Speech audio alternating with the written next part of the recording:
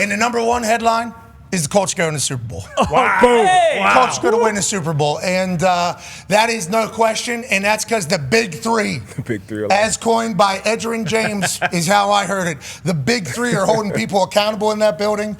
Carly, Kaylin, and Casey, congratulations on being undefeated owners. And Danny Dimes, we got a chance to catch up with him earlier today. We'll run that interview in about an hour or so. He is in the perfect place here in Indianapolis. It was fun to watch. Tyler Warren, this guy. Man. He's a Sasquatch out there. Oh. This dude's unbelievable, and Danny Dimes loves him. Danny Dimes was getting the ball to everybody. Yeah. I mean, everybody was eating. Jonathan Taylor had a big game. Offensive line did some amazing stuff. So, I mean, it was the most fun we've ever had in the Loud House. By far.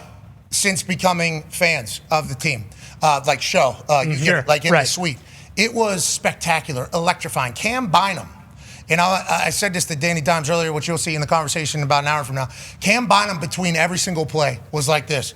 And he gets a turnover. You can see that he is just a juice machine, and he's everywhere. Lou Anarumo's defense held him to a shutout in the first half and only gave up 8 points or whatever it is. And Cam Bynum hit the scene. I mean, that is unbelievable stuff. I wish he would have hit the kip up into the pop lock, but nonetheless, the Colts look different. And with these eyes and boots on the ground, actually, they're going to win the Super Bowl. Yeah. This team's a real deal. 7% optimism in that athletic poll from a lot of people that were AR fans on the internet. And those AR fans were saying a lot of terrible things about me whenever I was pointing out the obvious last year. Okay? And now they were saying very negative things whenever Danny Dimes became our quarterback. And everybody kind of said that this team stunk. Everybody. Yeah. People forget we invested in defense. We got a new defense coordinator. We got dogs across the board over there. And on the offensive side, Danny Dimes has loved his weapons here since the day he got here. The only reason why I know that is because I had a chance to have dinner with him a couple weeks into his stint here, and he started rattling off names, who he likes, how he likes. And you saw Pittman Jr. do his thing, Downs do his thing, Tyler Warren do his thing, Big Mo Alley Cox. Pierce is doing his. I mean, there is. We got a team. Got a squad. We got a team. Like our guys. And shout out to Boss Man, certainly pushing the Pacers on a little bit of run. Yep. And I'll tell you what, if Jim Irsay's going to be doing a little bit of run for his Indianapolis Colts, we'll certainly enjoy the ride, brother, one last time. It was a fun day celebrating the boss.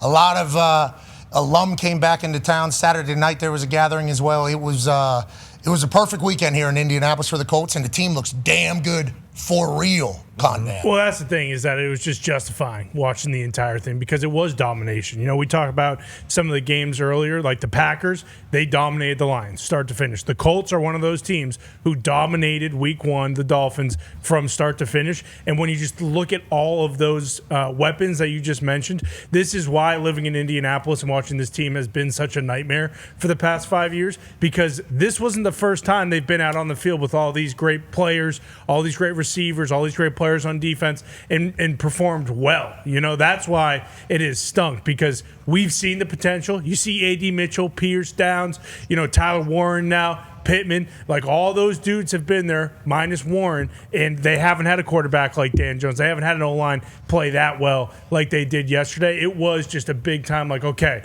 so we haven't been watching or talking about the Colts like absolute idiots. They have been this good. They just needed a quarterback to come in, and Danny Dimes is the guy. A lot of pressure on them, too. Yeah, a lot on the Colts as a whole. On Dan Jones specifically, because you come in and you have a very publicized quarterback battle. We know what he did in New York and what that was. But so it's a lot of pressure for him to come in and, okay, now it's obvious that he won this job. And then when I reached out to people in the building once he was named the starter, nobody was surprised, and now you see why. And then the game plan. You'll see it more in the conversation with Dan, but it was pass out of the gate, and I definitely didn't expect that. But yeah, he showed up, and then his defense, Lou Anarumo, been in a new spot with a bunch of new pieces. They were 7 minutes away from a shutout. Crazy. So yeah, all things are clicking right now for the Colts. Indiana Jones and the Dimes dive, brother. We're about to have a run over here. And Tyler Warren ain't from here. No. He is gigantic. Add him to the list. And I think he might have the head, the skull, like AJ has one of these ones. Yeah. Just a super thick, massive head. Like a cannonball. It is like Bingo. cannonball. Yeah. It would have to be to survive that hit we saw at Penn State. Correct. Yes. The way his head snapped off that. It's the most violent thing I've ever seen in person. Just complete bang. Yeah. And then he just, shit. Yeah. And then he got a handoff on the next play. Yeah, his hair, he is He is awesome, and we got OGs that are good. But you're right; it was like kind of like justifying. Just like, thank goodness what we've been seeing and talking about isn't just us. Well, and Chris Ballard's probably thinking the same thing. Yeah. Oh my God. Jesus Christ! I thought we've had a good team for a while. Congrats to us having Lou Anarumo. I am so thankful that he is with the Indianapolis Colts, which leads to the next conversation. AJ. Yeah. Say it. It's real. I followed along your excitement on Twitter, X, whatever you want to call it. Yep. Yeah.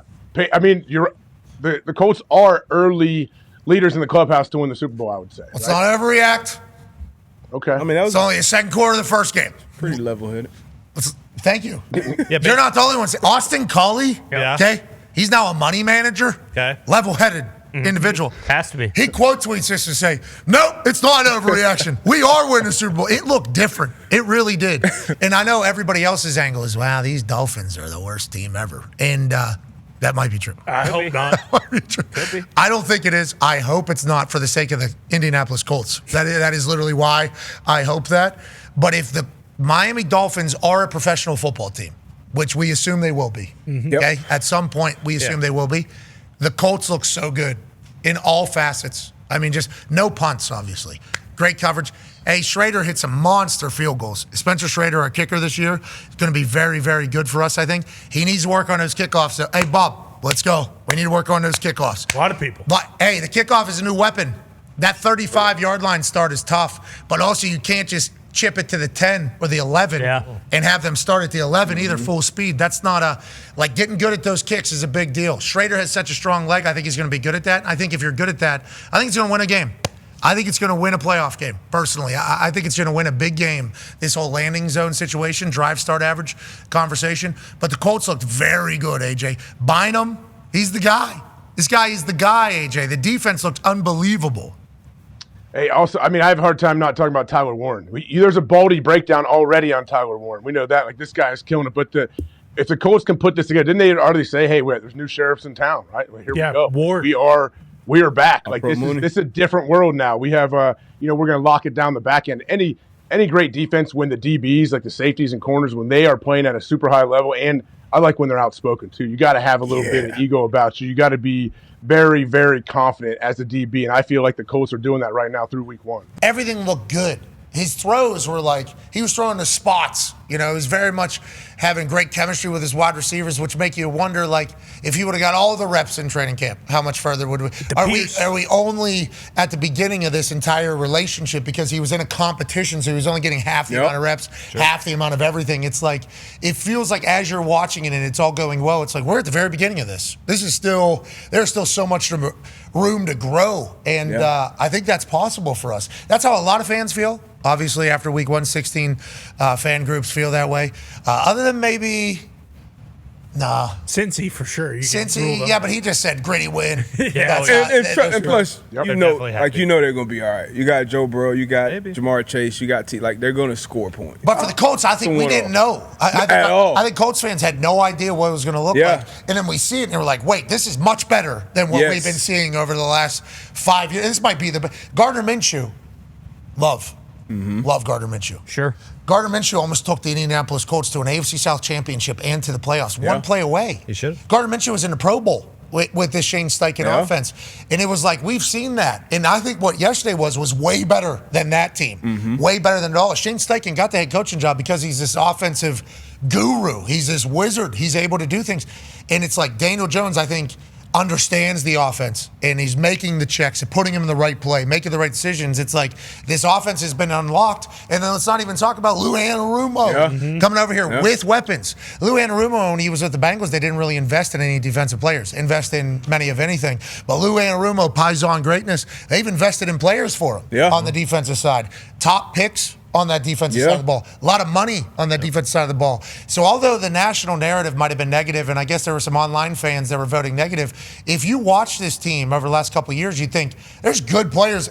Jim Irsay has spent a lot of money on this team. There's a lot of good players on this team. Just for whatever, it looked like they unlocked that. It did, and it didn't look, gimmicky. Sometimes you can look at the score. You got a tip ball here or a strip sack. Somebody picked up a block punt. You scored. Like, it was just full operation. And we knew the weakness coming in for this Dolphins defense was definitely in the secondary. So when you have a team and you have an offense that can say, okay, they got a weak secondary. We got good weapons. Let's see if we have a good quarterback. And you go out there and actually execute, and the quarterback has a complete understanding of the offense. He was comfortable from the beginning. Coming into the season, it was like, okay, Dan Jones, take care of the ball, run the football, defense. You guys play great, but when you come out here and you have a start like this, now who knows what the Dolphins go on to be? Maybe they are just a shitty team. Maybe worst of all time. Maybe 1972 only undefeated team, and maybe 2025 only 17 game completely defeated team. Possible. 16 teams, it's possible out there still at this point. But you can respond to it. Said, hey, how do we respond? And we all remember that blowout when the Broncos got 70 put on them by the Dolphins, and then they responded. So we'll see how they respond. It's a long season, but love what we saw from the Colts. And then you mentioned Chris Ballard finally opening that checkbook and going and getting some big-time players, going to get one of the top safeties on the market, Cam Bynum, going to get Ward, big-time cornerback in the league for a long, long time. And you see a guy like Kenny Moore, when you have players like that around you, now you can play better. Nick Cross got involved. He got a nice sack. And so, Big Lou bringing his defense here with these new weapons. He's having a fresh start because they ran him out of Cincy as well. Like, loved everything I saw from this Colts team on all phases. Well, and that's the thing, too. Like, you can say the Dolphins' defense isn't good for sure. The Dolphins' offense is good. Like, they have Tyreek Hill, who's voted the #1 player 2 years ago. They have Waddle, who they paid. They have Achane, who's good. Tua, he's been paid. Now, did people figure out the Mike McDaniel gimmick bullshit? There's a chance because maybe everyone's running. That's the there's one. a chance that everyone's running the stuff to the left and to the right, but more so with the Colts, they never melted, which was nice. Like, we've seen the Colts play well in spurts, like a quarter or a half, but then they shit down their leg. Then they call some gimmick bullshit that doesn't work, and it's like, okay, well, what the hell are you doing, Steichen? There's no point to do shit like this. Like, that didn't exist, which was nice. It just feels like the gimmick maybe screw up, shit down their leg, and maybe that is a Dan Jones thing where Dan Jones isn't gonna, try and break. He looked like he didn't have a pulse yesterday. Yeah. You know how Tomlin said about Boz being a serial killer? That's how Danny Dimes scored that touchdown, like fought through it, then just like got up, all right, and then just like headbutted all his teammates. Good work, boys, and just jogged off the field. It was like getting a play call late or whatever, just no worries. I mean, introduced. They were introduced as a team. It wasn't offense or defense introductions. It was team introductions. I said, hold the phone. Yeah, that's what I said. That was my exact thoughts. And I don't think I realized it was happening. No. So the team normally runs out first to create the tunnel for everybody else. The other half, whoever's not starting. And then they do the intros. First game day ops, new video, sick video. New game ops, everything's very good. And then the team comes running out. The Lucas Oil motorcycle comes flying out there with a sidecar. I didn't know that it's like a prize. It's a new person in the sidecar. It makes sense in a way. Nice, yeah. You got Blue doing the entire thing. Then big portion of the Colts come out, okay?